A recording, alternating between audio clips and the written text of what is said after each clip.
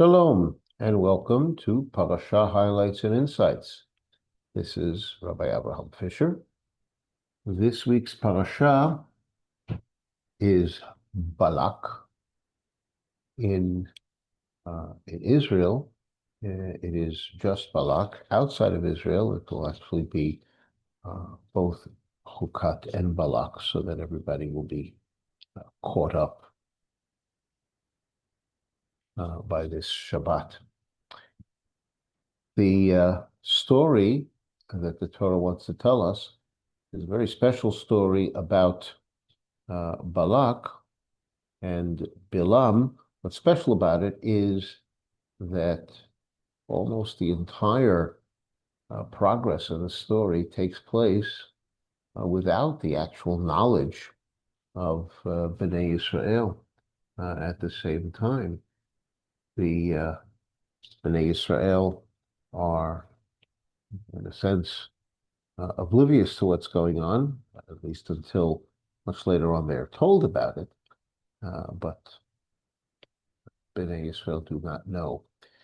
So after Israel has had these stunning victories in the area right outside of the land of Israel, Balak seems to be very, very concerned that Israel is going to defeat him and take his territory as well as they have done. So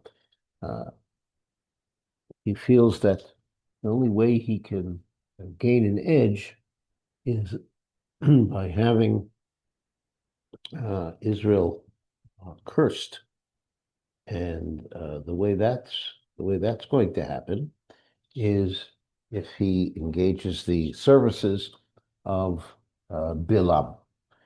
So he sends a delegation to Bilam to tell him that he wants to hire him to curse Israel. If Israel is cursed, then they will be, presumably, they'll be weakened to the point that Balak and his allies from Midian, Balak is king of Moab, but his allies will be able to defeat Israel. So he sends a first delegation, and Bilam explains that he can only do what Hashem allows him to do, instructs him to do. And so they go back, and Balak is undeterred, so he sends a second delegation. And there are certain instructions that Balaam receives from Hashem, which we'll talk about in greater detail at the end. But Bilam does travel, and he is riding on a donkey, on a female donkey. And as he's traveling along, it's very clear that Hashem is angry with Bilam for the manner in which he embarked on this. And so an angel positions himself on the road to stop him. And the donkey sees the angel. The angel has a sword drawn. The donkey sees the angel, but Bilam does not. And so the donkey veers off the road, and Bilam only knows that the donkey is veered off the road, doesn't know the cause. And so he beats the donkey in order to bring it back onto the road. And then there's a second encounter with the angel where they are going through a narrow area, and the donkey moves to the side in order to avoid the angel, and doing so, he crushes Bilam's leg against the wall of the place where they are. And Bilam beats the donkey again. And then there's a third encounter where the donkey has nowhere to go, and so it just sits down, it just crouches down, and Bilam beats the donkey again. And it's at this point that Hashem makes it possible for the donkey to speak. And the donkey says, "Why are you doing this to me? Don't you know I've been your reliable donkey ever since you were a child. And Bilam actually responds to the donkey.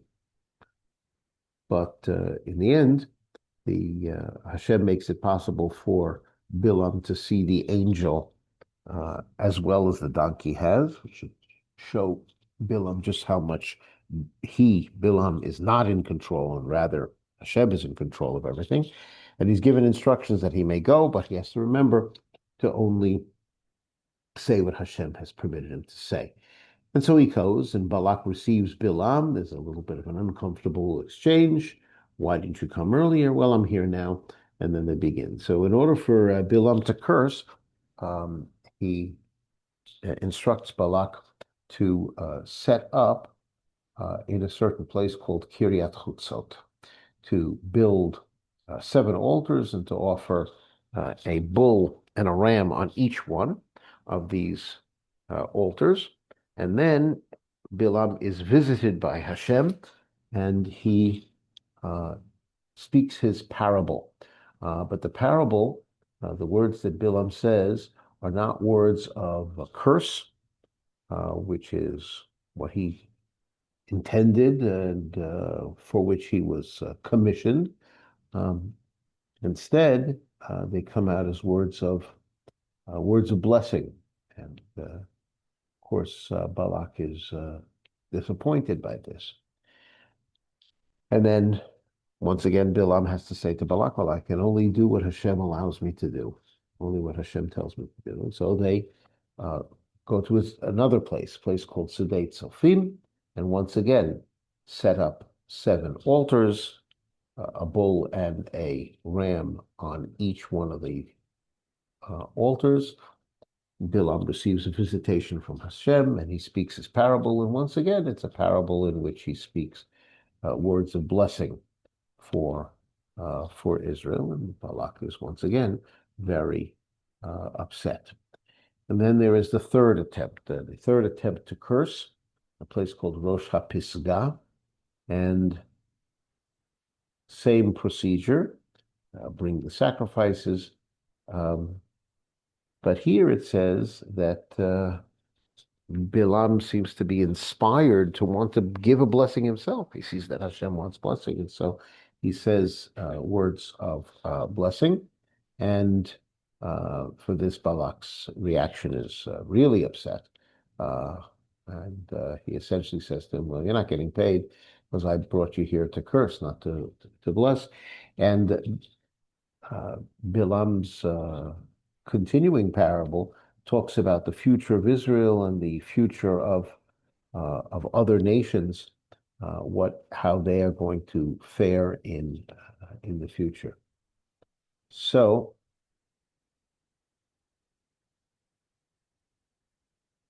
Bilam returns to his people, and Balak returns to his place. So the people of Israel haven't been cursed. However, we have an incident at the end of the Parsha, which we understand was instigated by Bilam, in which the daughters of Moab entice the men of Israel to partake of the idolatrous practices at meals, and this is known as the idolatry of Baal Peor, and part of their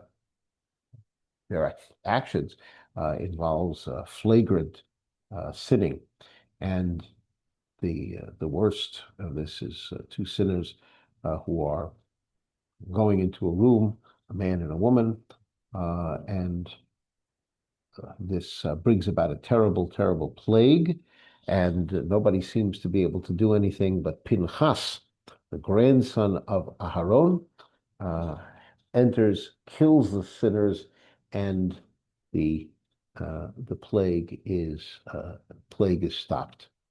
And that brings us to the end of this parasha, telling us that because of Pinchas's actions, a plague which had claimed 24,000 people, that plague is stopped. Now let's go back to the moment when Bilam tells the officials that no matter how much Balak would pay me, I still cannot do anything that violates the will of God. And he says, wait overnight until I hear what God tells me. And God says, if these men have come to invite you, then you may go with them. But whatever I command you to do, that's what you need to do. And in the morning, Bilam saddles his donkey and begins to travel. And God is angry at this. And that's when he sends the angel. The question is, didn't God give him permission to go? So why is God angry?